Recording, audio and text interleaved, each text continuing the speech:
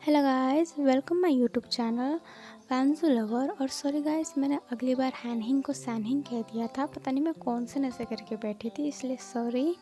और अब video start करते हैं। अगली बार आपने देखा था कि काऊ वेनिंग गुजियान की जैसे ही मदद करने जा रहा होता है, वहाँ पे कोई और पहुँच जाता है और वो उस गंदे लड़के का हाथ पकड़ लेता है। वो नया लड़का उस गंदे लड़के से कहता है, हमें भी तो छेड़ने का मौका दो तुम्हें। वो लड़का कहता है, छोड़ो मेरा हाथ। फिर वो नया लड़का कहता है, अब तो यहाँ एक ही समय पे छूटेगा, जब तेरा हाथ टूटेगा। वो गंदा लड़का उसे मारने ही वाला रहता है, तभी वो नया लड़का उसे मारता है। उसे मारते मारते ज़मीन पे गिराता है और मेनली उसके हाथ और पाँव पे मारता है। वो नया लड़का गुस्से में कहता है, आइंदा से अगर मेरी बहन के आसपास भी भटका ना, तो तुम्हें भटकने लायक नहीं छोड़ूंगा। आप सॉरी बोलो इससे। वो गंदा लड़का उससे सॉरी बोलता है और लंगड़ते लंगड़ते वहाँ से चला जाता है। तभी आशा कहती है, भाई बहन, आपको ये करने की क्या ज़रूरत थी, मैं उसे संभाल लेती ना। तभी वैन कहता है, मेरी प्यारी बहना, तुम उसे संभाल लेती हो, मुझे पता है, पर मेरे सामने कोई तुम्हें छेड़ेगा और मैं देखता रह जाऊं। और तुम तो शुक्र मानो कि मैंने उसे जान से नहीं मारा। गुजियान कहती है, हाँ वो सब छोड़िए, आप ये बताइए आप कैसे हैं और फू आंटी कैसी है। गाइस, उनका नाम पूरा फूमोंग है, पर मैं उन्हें फू बोलूँगी कि मुझे आसान लगता है इसलिए। फिर पेन कहता है, मैं ठीक हूँ और तुम फू आंटी की चिंता मत करो, अब सब सही हो जाएगा। तभी वहाँ से 3-4 लड़कियाँ भागते भागते आती और कहती है, वैन केक सिंह, तुम कैसे हो? मैं ना तुम्हारे लिए कब से इंतज़ार कर रही थी, क्योंकि मुझे पता था आज संडे है और तुम ज़रूर आओगे अपनी बहन से मिलने। फिर गुजियान उन लड़कियों से कहती है, हाँ तो तुम क्यों इंतज़ार कर रहे हो, ये मेरे से मिलना है, तुमसे नहीं। तब वो लड़कियाँ कहती है, इसी बात का तो गम है। फिर उनमें से एक लड़की कहती है, वैसे गुजियान तुम बहुत लकी हो कि वैन केक सिंह तुम्हारा भाई है। तब गुजियान कहती है, मैं ही क्यों लकी हूँ, तुम भी तो लकी हो ना, क्योंकि वैन भाई तो तुम्हारे भी भाई है ना। तब वो लड़कियाँ एक साथ में कहती है, नहीं नहीं नहीं नहीं, ये खुश नसीबी तुम ही रखो, मुझे इतना खुश नसीब नहीं बनना है। फिर वैन अपनी बहन से कहता है, बाय बाय बहना, अब मैं जाता हूँ, मेरे पास थोड़ा सा काम है, पर मैं तुम्हें अगले संडे फिर से मिलने आऊँगा। फिर गुजियान कहती है, बाय बाय भैया। फिर बाकी लड़कियाँ, बाय वैन। और वैन उनको जवाब देता है, बाय बाय सुंदर लड़कियाँ। फिर गुजियान कहती है, भाई आपको लेट नहीं हो रहा, आप जल्दी जल्दी जाओ। और उन तुम क्या मेरे भाई पर हमेशा डोरे डालते रहते हो। वो लड़कियाँ कहती है, तुम्हारा भाई है ही इतना सुंदर कि हम ना चाहते भी उन्हें देखने पे मजबूर हो जाते हैं। वेनिंग अभी भी उसी जगह पे देखा जा रहा था जहाँ पे गुजियान थी। वेनिंग का भाई उसके पीछे आता है और उसके पीठ पे थपथपाता है और कहता है, भाई तुम्हें लेट नहीं हो रहा क्या, अब दादाजी तुम्हारे पाँव नहीं काटेंगे। वेनिंग को याद आता है और वो फटाफट अपने दादाजी की तरफ भागता है। उसके दादाजी उसके केबिन में इंतज़ार कर रहे थे। तभी वेनिंग आता है और अपने दादाजी से सॉरी बोलता है, सॉरी दादाजी, मेरे से थोड़ा लेट हो गया। तब काऊ का दादा बोलता है, अभी लेट हुआ नहीं है, पर अब हो सकता है, तुम्हारे पास अभी भी मौका है, तुम ये डॉक्टर का तमाशा छोड़ो और बिजनेस मैनेजमेंट का कोर्स ले लो। वेनिंग बोलता है, पर दादाजी मुझे डॉक्टर ही बनना है। तब काऊ वेनिंग का दादा बोलता है, हाँ बन जाओ डॉक्टर और अपनी सारी भाई पे डाल दो, मतलब अपने भाई पे सारा लोड छोड़ दो ना, तुम्हें तो कुछ करना नहीं है। तब वेनिंग अपनी नज़रें नीचे करता है और कहता है, दादाजी ऐसी बात नहीं है कि मैं जिम्मेदारी नहीं लेना चाहता, पर मुझे डॉक्टर ही बनना है। उसके दादाजी उससे कुछ कह पाते, तभी काऊ का बड़ा भाई आ जाता है और अपने दादाजी से कहता है, दादाजी इसको जो बनना है बनने दीजिए ना, मैं हूँ ना, मैं सब कुछ संभाल लूँगा, आपको चिंता करने की कोई ज़रूरत नहीं है। फिर दादाजी कहते हैं, तुम पे ही तो उम्मीद है मेरी, ये तो मेरा उम्मीद कब का तोड़ चुका है। ठीक है।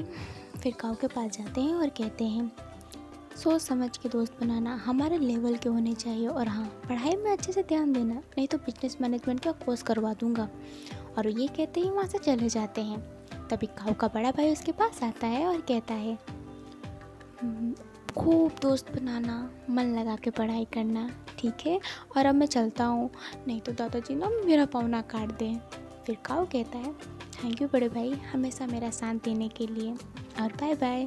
फिर वो दोनों बाय बाय कहते हैं एक दूसरे को और वहाँ से वो चले जाते हैं। तभी कहानी हमें अगले जगह पे बताई जाती है जहाँ पे बहुत सारे आदमी खड़े हुए थे, बस एक ही आदमी बैठा था।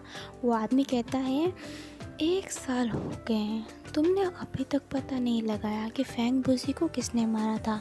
वो आदमी जाओ जिशु रहता है।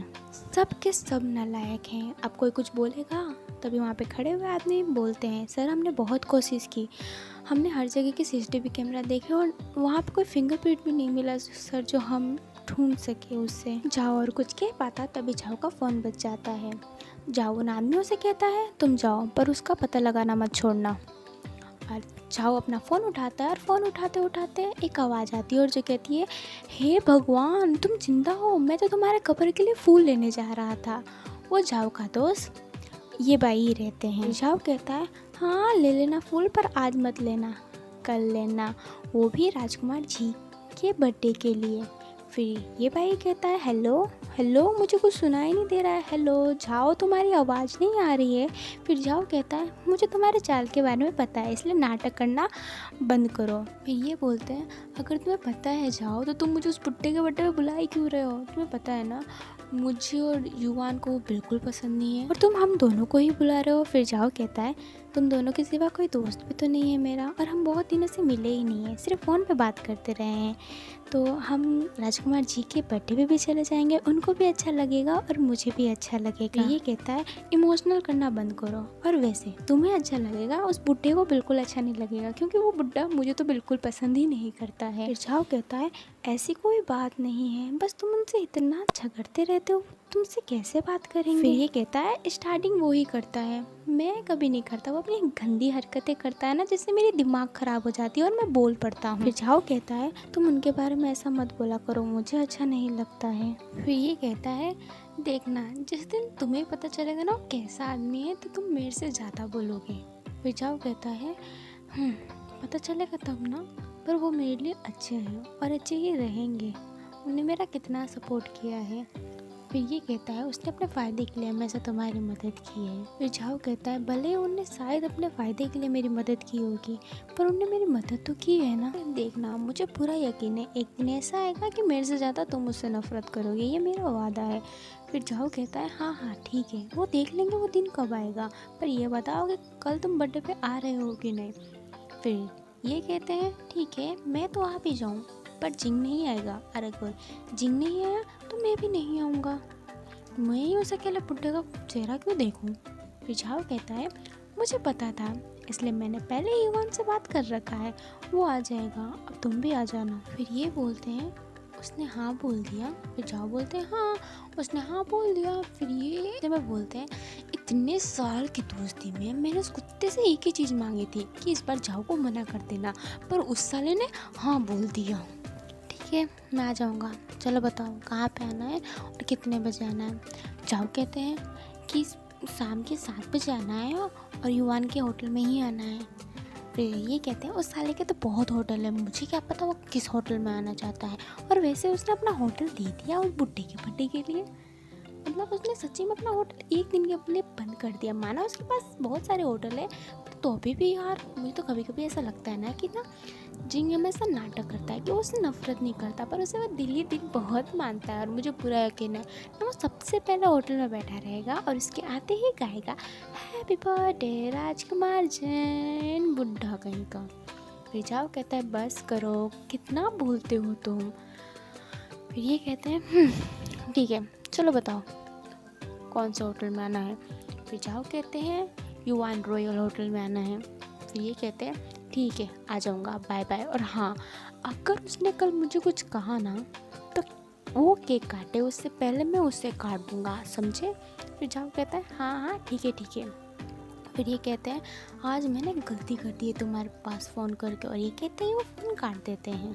अब कहानी शिफ्ट होती है अगले दिन और अगले जगह पे। एक जगह पे बहुत सारे लोग खड़े थे, उनमें से सिर्फ 2 ही लड़कियां थी, बाकी सारे आदमी थे। उन 2 लड़कियों के हाथ में, एक लड़की के हाथ में बुके था और एक लड़की के हाथ में गाड़ी की चाबी थी। उन लड़कों में से एक लड़का दूसरे लड़के से पूछता है कि हम शाम के 6 बजे यहाँ पे क्या कर रहे हैं। तो उनमें से एक लड़का उससे पूछता है तुम्हें नहीं पता कि हम यहाँ पे क्या कर रहे हैं। तो लड़का कहता है नहीं। तो कहता है कि आज प्रिंस जी आ रहे हैं।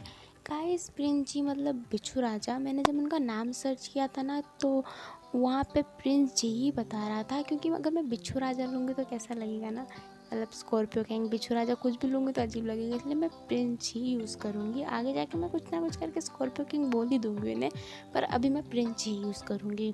तो वो लड़का पूछता है ये प्रिंस ही कौन है? तो वो लड़का वापस बोलता है क्या तुम्हें ये भी नहीं पता कि प्रिंस ही कौन है?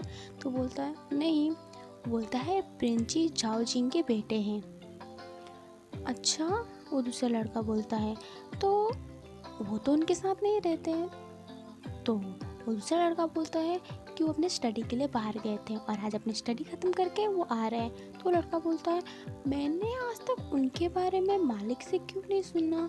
तभी वो दूसरा लड़का कुछ बोलता है, तभी उनमें दो लड़कियों में से एक लड़की बोलती है सब शांत हो जाओ। फिर वो दूसरी लड़की भी उस लड़की से कहती है हाँ लुओ तुम कितनी बोरिंग हो। फिर लुओ कहती है हाँ साओ, क्योंकि मैं तुम्हारी तरह बरबोली नहीं हूँ ना। फिर वो साओ कहती है हाँ क्या मैं तुम्हें बरबोली लगती हूँ। फिर वो उसके कंधे पे हाथ रख के कहती है वैसे मुझे पता है कि तुम्हें मेरा बोलना बहुत अच्छा लगता है। फिर लुओ कहती है अपना हाथ हटाओ। फिर साओ कहती है रहना दो ना, मुझे अच्छा लगता है तुम पे हाथ रखना। फिर लुओ कहती है हाँ मुझे भी अच्छा लगेगा अगर मैं तुम्हारा हाथ काट दूँ, और उसका हाथ झटक देती है और साओ हंसती ही रहती है बस। फिर लुओ उससे पूछती है तुम हंस क्यों रही हो। फिर साओ कहती है तुम गुस्से में कितनी क्यूट लगती हो ना, सच्ची में कोई भी अपना दिल तुम पे तो हार ही बैठे। साओ को लुओ को परेशान करने में बहुत ही मज़ा आता है। वो दोनों जब छोटे थे तब से ही साथ में है, मतलब वो जब छोटे थे तो उनके पेरेंट्स गुजर गए थे, तो झाओ जिंग ने उनको अपने पास रखा था अपना काम करवाने के लिए, क्योंकि वो दोनों बहुत खूबसूरत थी और टैलेंटेड भी थी। साओ कहती है मुझे गाड़ी की चाबी कब तक पकड़े रहनी पड़ेगी, प्रिंस जी कब आएंगे। फिर शाओ लुओ की तरफ देखती है जिसके हाथ में फूल रहते हैं ना बुके, और वो उसे छेड़ने का मौका तो कभी छोड़ती नहीं है, इसलिए वो लुओ से कहती है वैसे लुओ ये फूल तुम्हारे हाथ में कितना सुंदर लग रहा है ना, काश ये फूल मेरे लिए होता। और लुओ उसको गुस्से में देखने लगती है और वो कुछ कहे उससे पहले वहाँ पे एक हेलीकॉप्टर आके उतरता है और उस हेलीकॉप्टर से बहुत बड़ा लाइक का बटन आता है, जिसको आपको दबा के इस वीडियो को लाइक कर देना और इस चैनल को सब्सक्राइब भी कर दीजिए ताकि जब मैं नेक्स्ट वीडियो डालूँ तो आपको पता चल जाए। तब के लिए बाय बाय, सी यू, सायोनारा। और मैं वादा करती हूँ कि मैं नेक्स्ट वीडियो में पक्का झाओ और वैन को मिला दूँगी, इसके लिए बाय बाय।